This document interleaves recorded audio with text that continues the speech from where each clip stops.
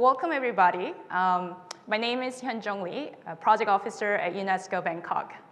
Well, in this session, we'll focus on how skills development can increase life opportunities, especially for disadvantaged children and young people. We're all concerned about the role of skills development in overcoming social disadvantage. And this is such an important topic that affects many children and young people today. So we are honored to create this panel to share what we know and answer the questions that you might have about specific skill sets that we're going to talk about today, and suggest some recommendations on how we can best support disadvantaged groups in gaining skills so that they can thrive. So I'm here today with our guests, Mr. Peter Morgan, Ms. Megan Scheibel, and Ms. Punchen Graiwatnasorn. Mr. Morgan has extensive experience in the financial sector. He is a senior consulting economist and vice chair of research at the Asian Development Bank Institute. Over the past 23 years, he's been working on issues related to financial sector regulations, reform, financial inclusion, and fintech and financial literacy. Ms. Megan Scheibel is the Chief Operating Officer at Rector Education. Rector Education is to promote digital learning solutions so that people can participate in digital economy in a meaningful way. And lastly, we have Ms. Graiwatnasorn from the School of Changemakers, Bangkok-based organization that works directly with students, universities, and the private sector to help young people to build empathy and entrepreneurial skills. So thank you, everyone, for joining us today. So Peter, I'm going to invite you first to talk about digital financial literacy and how it can benefit children and young people from disadvantaged backgrounds. Over to you. Okay, thanks very much. I'm delighted to be invited to present in this session. Financial literacy and digital literacy are very important topics for us at the Asian Development Bank Institute. And what I'd like to talk about today is our work on what I call minding the gaps in digital financial education strategies. This really starts from the issue of the development of financial technology, or fintech. So this is a new breed of firms that specialize in providing financial services primarily through technologically enabled mobile and online platforms. It's different from early generations of finance-related technology, which focused on providing services to already established firms, and instead it provides services directly to consumers. The promise of fintech is that it has lowered the barriers to entry. It's expanded access to financial services, and it's challenged traditional understanding about how finance works. And the real key to the expansion of financial inclusion under fintech is the use of mobile phones as a platform for all sorts of mobile transactions. We see in many, many countries that the diffusion of mobile phones is very high, and that's the basic entry point to get access to the financial system. Nonetheless, fintech does present a number of new challenges. It requires new knowledge on the part of users to recognize and manage risks. And we've called this digital financial literacy. This is based on work we've done for the Think 20 process. Importantly, evidence shows that there are major gaps in digital financial literacy, and particularly among disadvantaged groups, which is what we're focusing on today. And this points to the need for what we call digital financial education, or DFE. So first, what is digital financial literacy? How does it differ from just regular financial literacy or digital literacy? And I think it goes beyond them, although there's obviously some overlap. According to our definition, it includes knowledge in four main areas: fintech products and services, including their benefits and drawbacks, understanding of new kinds of risks associated with fintech products and services like phishing, farming, hacking, identity theft, ways to protect oneself from those risks, and methods of redress if losses or other damage from such risks does arise. And this includes four major areas: payments like e-money, mobile phone wallets, crypto assets, remittance services, asset management, such as internet banking or online brokers, alternative finance, such as crowdfunding or peer-to-peer, P2P lending, and others such as internet-based insurance. And this next chart just gives evidence of some of the gaps that we find in different groups.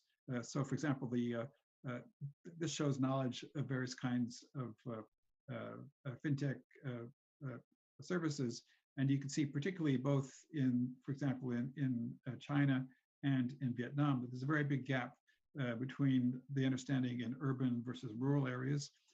Typically,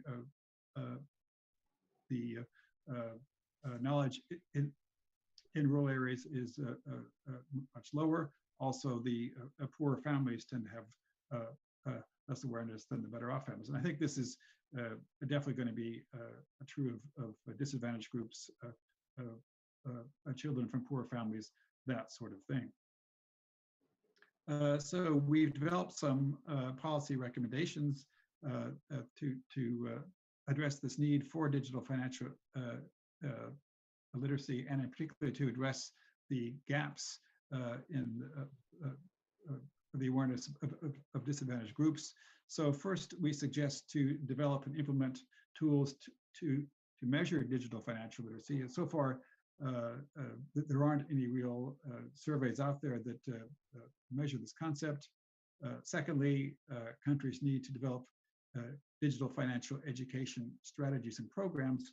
But our third is kind of our more original idea in this area, is that we think that countries should establish guidelines for the inclusion of fintech and big tech companies in national financial education strategies, and promote recommendations that fintech and big tech firms be required to provide a certain level of DFE to their customers, especially disadvantaged groups. We think that the fintech and big tech firms are perfectly placed to provide this kind of education. They have huge amounts of data on the users. They're certainly well experienced in developing interfaces for users which are easy and enjoyable to use. And so I think they are a logical resource to tap to increase access by these disadvantaged groups.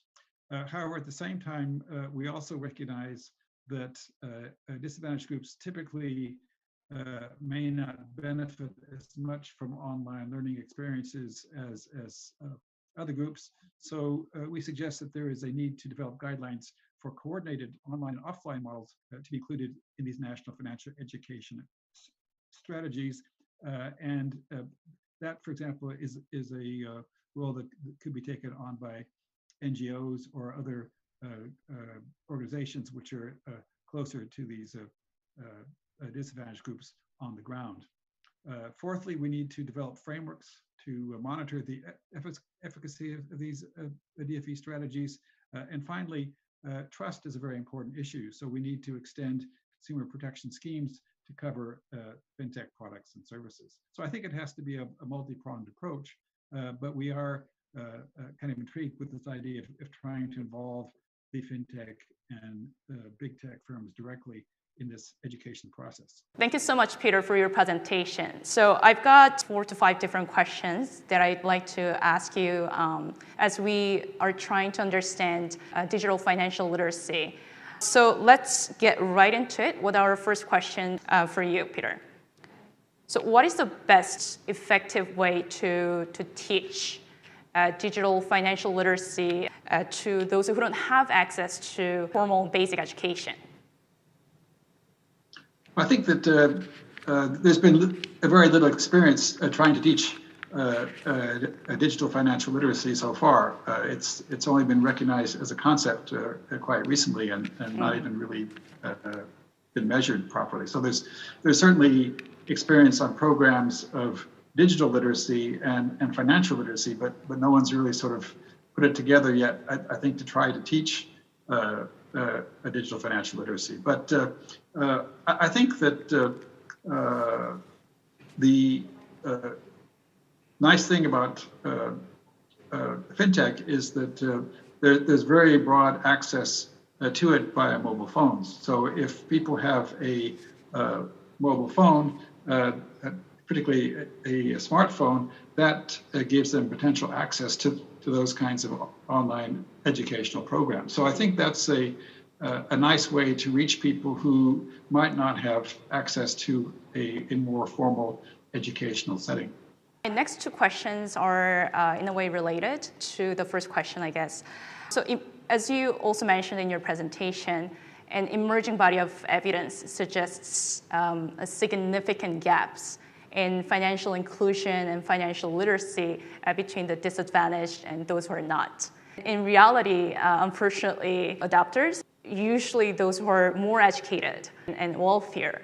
So my next question to you is, how can we ensure that digital financial literacy is taught equitably and inclusively? Apparently, a lot of the students we're talking about today have very limited access to resources. And my next question would be, are there any cases you can share with us today when digital financial literacy programs successfully reached out disadvantaged students? Yes, well, as I mentioned, I don't think we're quite at that stage yet. We don't really have digital financial literacy programs yet. We certainly have financial literacy programs which teach the more traditional financial concepts. And I think some countries have been pretty successful in developing programs that reach out to disadvantaged groups, but they do have to be very labor intensive. Mm-hmm. I think that a lot of hand-holding is required in that case. You really have to be on the ground. One thing that's been very interesting, which is maybe not quite directly related, but these they call conditional cash transfer programs, mm-hmm. where households are given cash transfers, but they have to ensure that their children meet certain educational targets. So I think that sort of experience could possibly well be adapted to help disadvantaged children to learn financial skills also.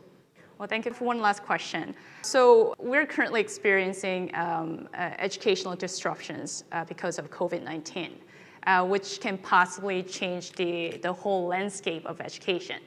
So my last question is, could you briefly speak on the importance of digital financial literacy, what it might mean to disadvantaged children? Well, I think that one of the implications of COVID-19 is it's going to accelerate the development of fintech, the use of fintech by people. I mean, at the very simple level, people are becoming reluctant to touch cash because mm-hmm. they're worried about the transmission of the virus. People are worried about going into stores, which are fairly closed spaces, which could harbor the virus. And so clearly there's going to be a big incentive to move toward greater use of electronic financial transactions. So the big problem then is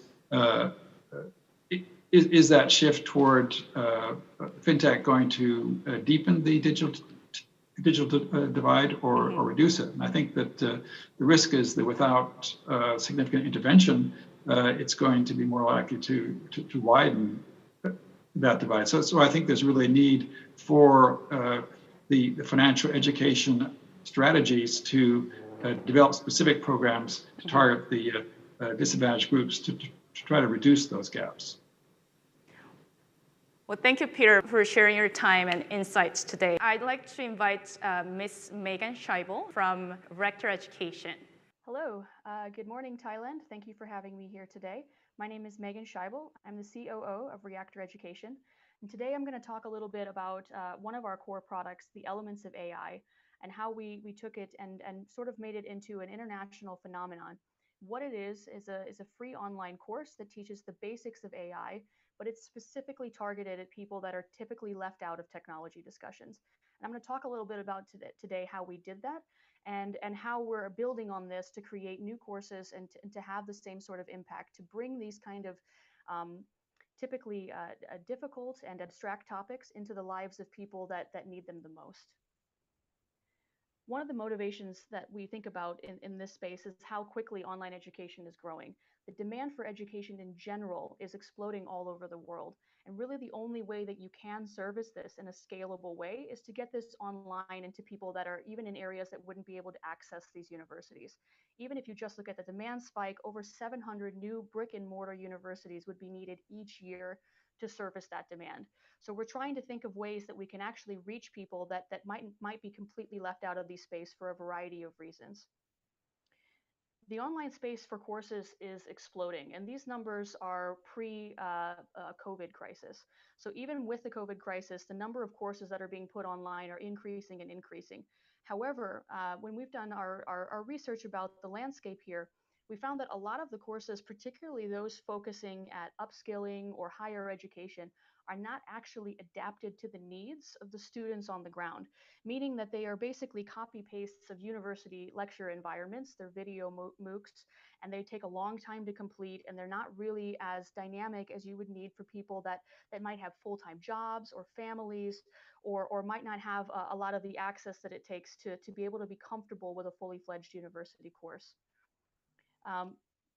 The other thing to think about is that the world and the economy is evolving so rapidly that the future of work and the realities that are there are something that are really pressing and weighing on people. So even if you're out in the work field and you're thinking about your career, you might be hearing things like, oh, robots are going to take your jobs, or you're going to be made redundant. If you're a new student, a younger person trying to make your way and trying to navigate where you want to go in order to be able to build a career path for yourself, you're going to be asking these same sorts of questions. What sort of things are going to future-proof me and make me able to be a viable professional in this new landscape? So these are the kinds of fears and things that we wanted to address, and how we can do this with education. One of the things that we use it is to call it MOOCs for modern life. Now, MOOCs are massive open online courses. There's thousands of them out there in the world, but they have a lot of the similar characteristics. Like I mentioned before, a lot of them are these video MOOCs that are basically these really long courses. But then they're also not really addressing the way that people are living in their modern lives. One of the things to think about is that if people are working full time, and if they have children, or if they're working and they're trying to re-educate themselves or upskill themselves, they're primarily going to only be able to find time to learn in their free time, which is already very pressed. The other thing to note is that studies have shown that the majority of people, even in Europe, let alone in developing nations, are accessing the internet primarily through their mobile phones. So these are the kinds of things that you need to think about when you're designing these kinds of courses. If people are only accessing the internet through their mobile phones, then the courses need to be mobile first, and they need to be delivered in a way that is bite-sized and easily digestible, so that people might be able to take the course on their commute, on their way to work, or on the weekends in their free time whenever they do have it. So for us, that's one of the things that we say. We don't want to compete with other online courses. We want to think about how people are using their free time and other apps on their phones. So not competing with other courses, but thinking about competing with social media platforms or other things that people are used to using on their phones. Particularly when you think about digital literacy as a concept, if people are using their mobile phones to access the internet, they're used to engaging with the world in this way. So it's something that you're not having to retrain them on. And for us, this is what Elements of AI looks like. It's built mobile first. The graphics are really inviting and approachable. The user interface is very intuitive, so people don't have to, have a learner's manual to think about how to use it. It just works and functions and looks like all the other apps on their phone. So it's something that you're not having to actually reskill people on, even just to get them over that barrier to access the education in the first instance. The other thing to think about is the course content itself. So whether you're speaking about basic digital literacy skills or artificial intelligence, a lot of people can feel like these courses, these concepts are something that are maybe inaccessible to them. They're very, they might be, elitist or confusing. And if you don't have these basic skills to begin with, you can feel a lot of overwhelm. So one of the things that we did when we were thinking about the course itself was to actually talk to people and see how they felt about this. The idea being that if AI is going to be like electricity, so it's going to impact all of our lives and in every area of our lives, it shouldn't be left in the hands of a few elite coders. So this is the kind of things that we're trying to say, how do we get these kind of intimidating subjects into the hands of real people? If you're thinking about the kinds of things that people are being exposed to when they think about artificial intelligence, you're having a lot of this kind of fear mongering coming out of the media and a lot of stories and things that are actually impacting them, even if they don't know about it. So one of the things this study here, I'd blush if I could, is published by UNESCO, and it was a study on voice assistants, so things like Siri or Google Assistant, and they found that if you were asking questions to these voice assistants in a female tone of voice, they would actually give you a different answer than if you were asking in a male tone of voice. These are all kinds of things that have these kind of biases built into them. And if these consumer products are going to be more ubiquitous and more in the lives of people, in the kind of interactions that they have and tools that they use, they need to understand the underlying foundations of that technology in order to be able to make educated decisions for themselves as consumers and voters and just members of the general public, as well as in the workforce. So one of the things that we did there was to have these kind of focus group interviews with people, asking them how they felt about the subject, but then also why they would want to learn about the subject. So this is really kind of design thinking, where you're building something that is fit for purpose for the student themselves.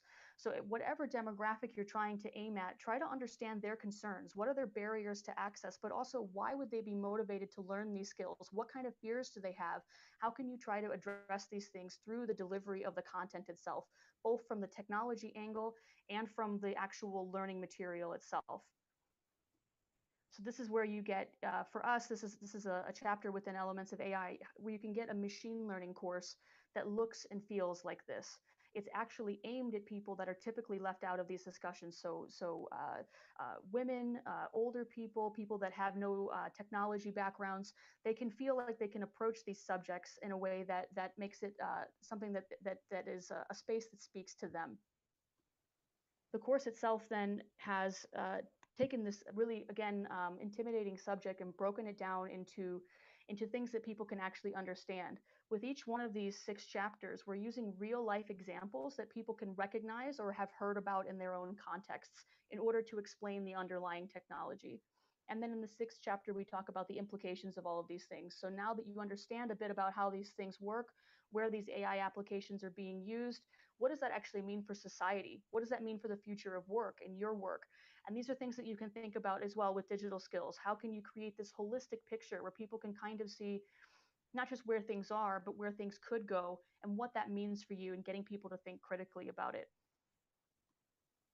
And that, again, came out with a messaging for the course. So we said that we were going to be on a worldwide movement to help people feel empowered rather than threatened by AI. And this is the entire premise and the angle for it. The course itself is something that is aimed at people with a high school level education. The testing for the course was done on high school students, and now Elements of AI is in over 95% of high schools here in Finland. So even though we're making a course that's at that level, it's something that is relevant for everyone, no matter what their skill set is, to be able to think about subjects that they might have felt completely excluded from prior to this. The other thing is to say that we didn't just create a course and put it online. We thought critically about how to get it in front of real people.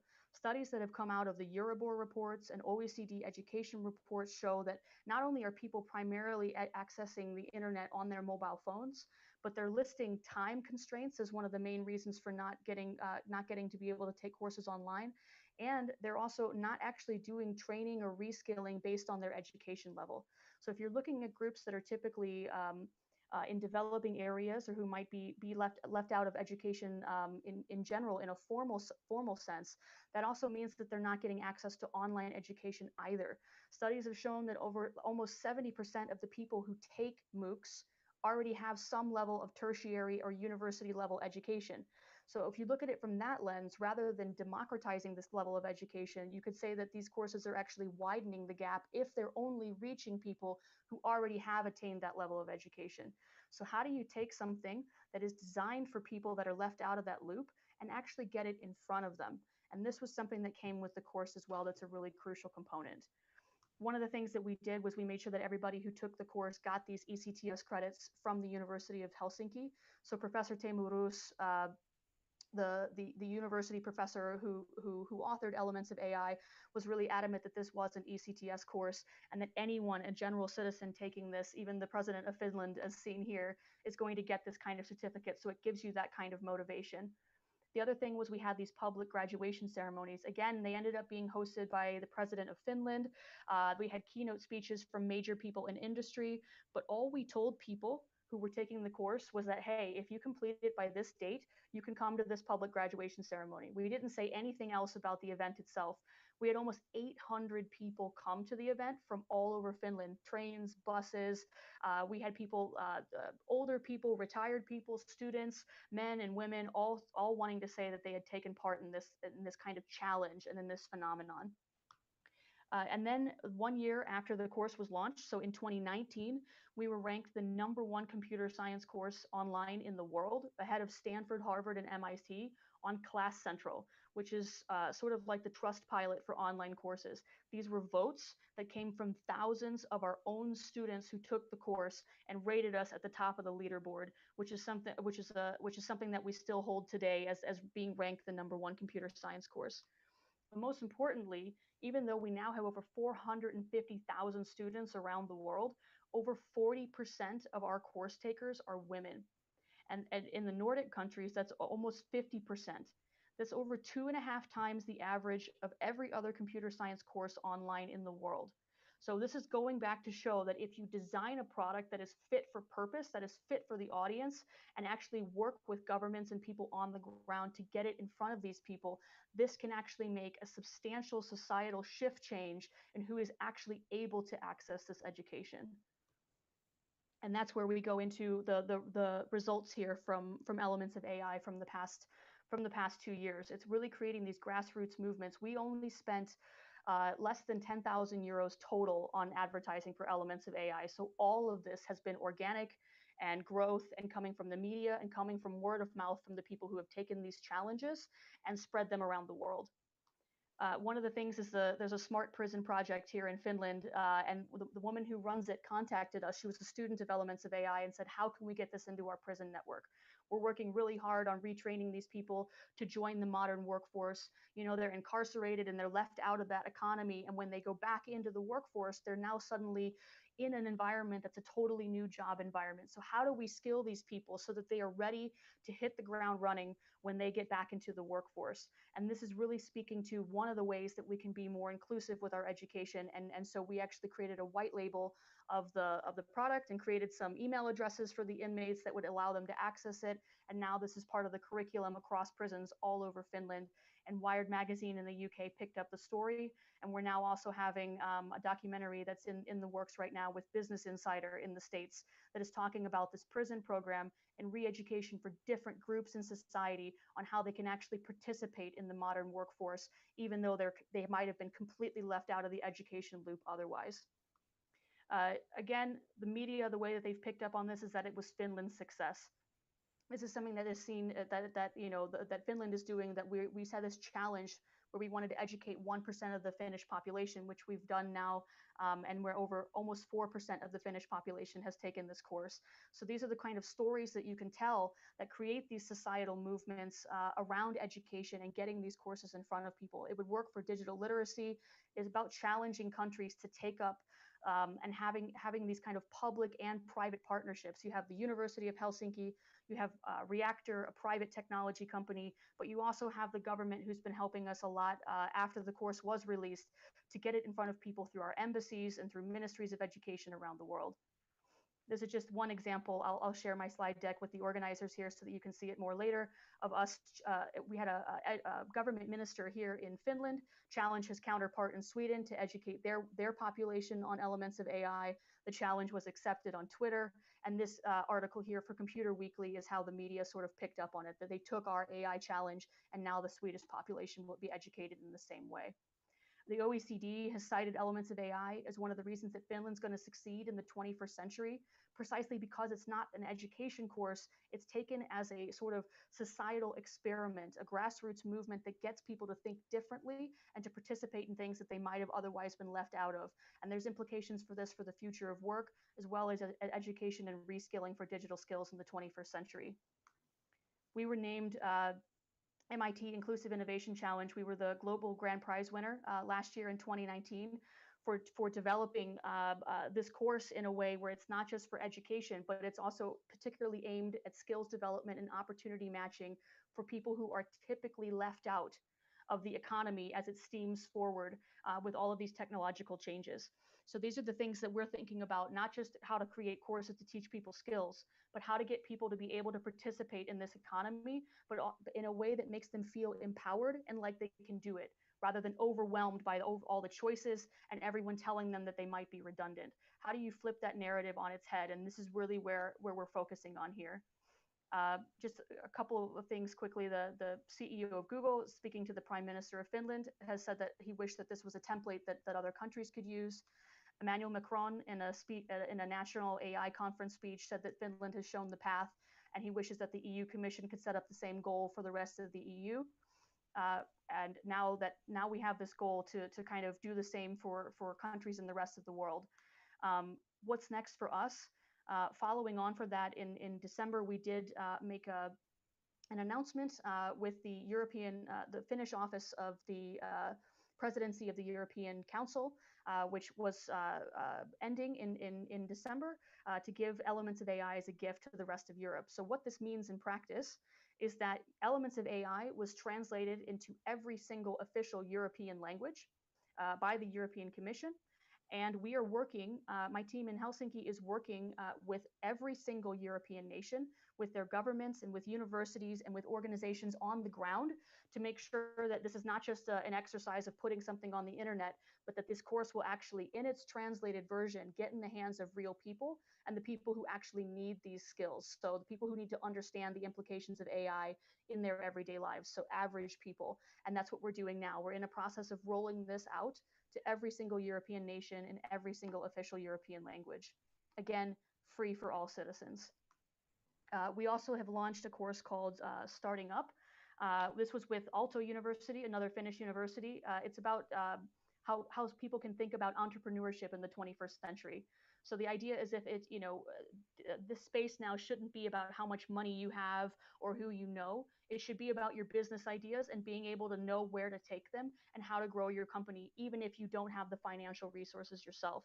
This is another free online course that anyone in the world can take and access.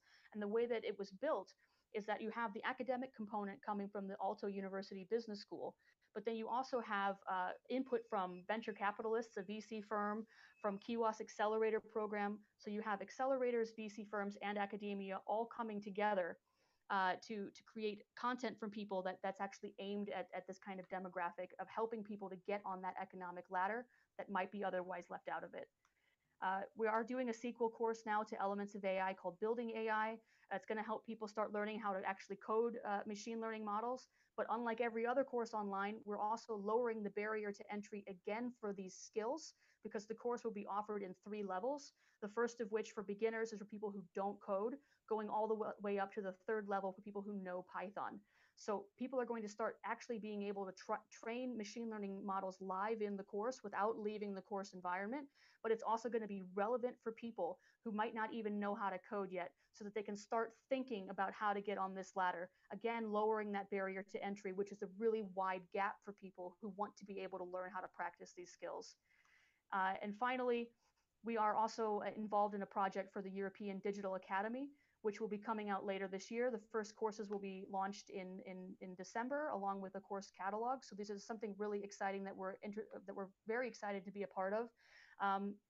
And all I can say at this point is that there will be courses as part of this commission that are designed specifically to talk about digital skills and emerging technologies in a way that is focused on getting people throughout the European population to be able to think about these things in the future of work, whether they're a student looking to understand what kind of jobs that they want in the future, or whether they're a working professional, maybe in a more traditional industry who's thinking about how to upskill or reskill in these areas, or whether you're just a general citizen thinking about how these things pertain to societal implications in your personal life.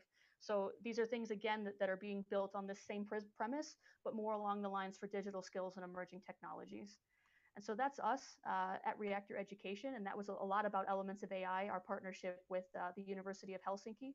But all of this, again, is really something that we're doing in a way that is using online education, using that tool, but having a lot of different ways of thinking about these societal movements around it in order to be able to empower people to participate in the future of work, rather than kind of just repeating the materials or repeating the kind of messaging that they're getting, in order to help them participate in the economy. So yes, that's us. And again, that was a lot of information, I know, but thank you so much for having me, and it was really a pleasure to talk about it. So I look forward to your questions. Thank you. Well, thank you so much, Megan, for your presentation. And lastly, I'd like to invite Ms. Punchen Kraiwatnasoren. My name is Ponjan. Such an honor to be a part of this conference to share about my work in supporting young people to become change makers, and that involve building entrepreneurial skill for them. While working on this presentation, it took me back to think about my first experience of learning to be entrepreneur. It was my first year in high school that I took entrepreneurial class. Since then, I thought I found my calling. This is what I want to do for a living. And in the past 20 years, I've been starting projects and enterprise. Until now, I found and run a social enterprise called School of Changemakers here in Bangkok. School of Changemakers is not a real school though. We're just a small intermediary working into area. First area is called Changemaker Education. We support school and university in adjusting their classes and extracurricular activities to build empathy and entrepreneurial skills for students. And mostly those classes are about starting social enterprises. And 10% of these students will want to do it for a living. Then we provide incubation program for them. And since there aren't many social incubation program in Thailand, we also work to promote incubation program for other agencies, for other schools and university as well. Though we work with youth from all walks of life, there are many disadvantaged groups that we especially want to focus in this session today. Before going any further, I just want to share with you what is our working definition of entrepreneurial skills. When we ask our students who take a class that we co-taught with school partners or university, what they think about being entrepreneur was about, they all said that for them, entrepreneurs mean making money. We always told them that there's much easier way though to make money. Being an entrepreneur, it's more about creating or making something happen because you want it, you want to make it happen, or because you see the need. So, entrepreneurial skill for us, one, it's ability to identify gap or opportunities to solve a problem or to fill a need. Besides that, it is also about the ability to find team, to team up, to work with people, to envision what they want to see, to set goals, to come up with plans and execute those plans. Most importantly, being an entrepreneur is to be able to have a steep learning curve from trial and errors, to be able to adjust and keep taking action toward goals. On the process of learning these skills, we witness shifts in young people. Suddenly, from being passive or waiting for adults in the room to tell them what to do, they were heard, they are supported to act out their idea and interests. Entrepreneurship experience over 6 months can transport youth from the planet of everything is impossible to the planet of everything is possible. I am possible. I can make things happen.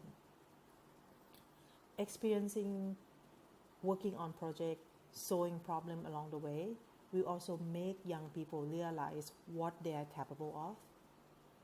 If they are encouraged to approach problem in their own way, for example, the students are interested in helping single moms who are not in poverty and they like craft or arts. So this group of students should be guided to think about how craft and arts can help struggling single mom. Supporting youth, especially the disadvantaged ones, to be entrepreneur in my experience, it's much easier than normal student. Since they already have exposed to problem, they see real pain, they have some drives in them to make things better, to get out of these difficult situations. Lastly, I think society need new enterprise, new business, not only for unmet need in their communities, but also new enterprise mean new jobs opportunities. To promote entrepreneurial education, there's no one solution fit all. We found the need to create programs to fit the needs of students, teachers, and their institution, sometimes their communities. So entrepreneurial programs can adjust to fit variety of extracurricular or curricular program and platform. We also see like 3 approaches in entrepreneurial education. First, it's just about sharing story and get the student to learn about what is entrepreneurs, what they do, who they are. The second is to get the student to try the experience of being intrapreneurship, which means that we pick a topic or a challenge for a student to come up with ideas. This second approach normally takes about a semester to teach. Lastly, the entrepreneurship track. It starts from getting students to explore what they're interested in, what will be their issue, what will be their challenge, and then they think about solutions, get in a team, and execute their plan. This track normally takes at least 1 full year to teach. The basic process of building entrepreneurial skill are including finding a starting point or an inspiration, then dig deeper into understanding the chosen topic of what is the situation, what is the insight, and then to come up with idea is to combine the inspiration with the insight that they found. Then the idea get turned into models and work plan. Then the plan get tested by building a prototype for the student to test it in the real situation and get feedback from their target. And they can adjust and then prototype again. And some of the students might decide to go further once they have like successful prototype. They may actually launch their enterprise and scale their work to achieve the greater impact. To be able to provide all this entrepreneurial learning journey, support systems are needed. And there's 4 components of support system. The first is resources. Resources can mean small grants for each team or space to meet. The second is about information or knowledge and tools that they may need. Since the data collection for young people might take months, and they will have hard time picking what to do, what to think first. So providing step-by-step thinking tools very, very valuable for them. The third support and most important support is coaching. Coach should be assigned to support each student team throughout the journey. Last but not least is community. If we connect students with older young entrepreneurs to be, or support like 10-20 teams at a time as a batch, collectively they will perform better, since they don't think that they're the only crazy kids out there doing this, and each team will have taking turns support each other. One case I want to share here is a story about a group of teenagers in Sisagate, which one of the province in northeastern of Thailand. This group is called Eggs for Learning. Eggs for Learning started a business in an entrepreneurial program supported by SCB Foundation years ago. Before starting a business, they are a group of modest gangsters, of siblings and best friends, who was a nuisance to the community because they ride motorbike and they have this excessive motorbike exhaust noise that bother their neighbors. With their family support, they decide to raise chicken for eggs in the program. Days and weeks of getting up early, feeding chicken, taking care of the chicken. These kids get a chance to practice self-discipline. And feeding and taking care of children provide them experience of watching something grow under their care. And this has helped them build self-esteem. Now, the neighbors saw them in the new light. They still rode their bike around, but not to cause trouble anymore, but to serve the neighbor with egg delivery. And of course, with egg in the motorbike. Now, they are riding around slowly and carefully. Another case here is a new initiative that we are supporting this year. With background in its founder of working with the blind university students in Bangkok, Vulcan Coalition is now prototyping a training program for blind students to use their talent of super focused listening skills to do sound labeling. Sound labeling are collected to teach AI technology to improve its ability for sound recognition, which will benefit the voice recognition or audiobook technology. This project aims to create a career option in technology for the blind students. I read in one of the EU study years back about the result in investing in entrepreneurial education. They found that students who took entrepreneurial class or program while in high school or university would later create productivity 4 times higher than their peer who didn't take entrepreneurial classes or program.